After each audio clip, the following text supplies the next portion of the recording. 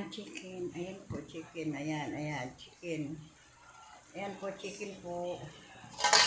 Ano ko pa ho, ginasa ko na po ito kanina. Pinagigisa ko na po kanina. Ayan. Ito, may halo po halo ko po ay sa apritadan chicken. Ito, beans, tsaka pepper, ito, sili, tsaka tomato sauce. Tsaka ito, ihalo ko ito kapag luto na. Ihalo ko sa ibabaw yung potato. Ihalo ko siya tapos para gusto kasi ng isang taong kasama ko dito sa bahay na anak ko na kahalo lang. Ayaw na nila nada. Ayun ang lulutuin ko ngayong umaga. Hanggang ano na yan? Pag nagluto ako hanggang tanghal, hanggang hapon na para hindi magastos sa gas, hindi magastos sa ingredients, para kung may matira pa at nakasarap. Halimbawa, may natirang ulam, dadagdagan na lang ng hapon. Mapapasarap sila ng ulam.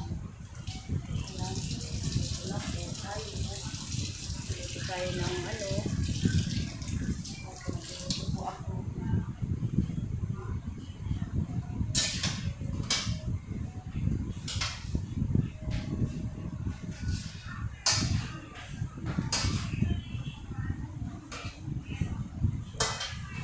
Masarap kapag isa.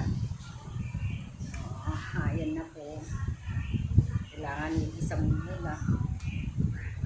Katapos ko na ito magluto na naman, andun na po ako mamaya sa tindahan. Kasi dati kasi pag school, nagmamadali ako magluto.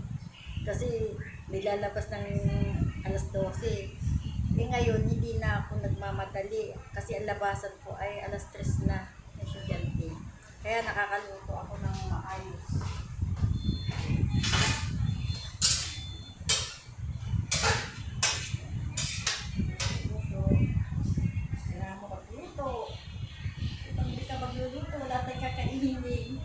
Kailangan magluto natin sa umaga, pag isip sa umaga, nasa palengke ka na. Pagdating mo galing palengke, hugasan mo yung niluto, yung dala mong ulam, tapos magluluto ka na, diretso na hanggang ano dito, tanghali. So kung matatapos ako dito, minsan alas 10 din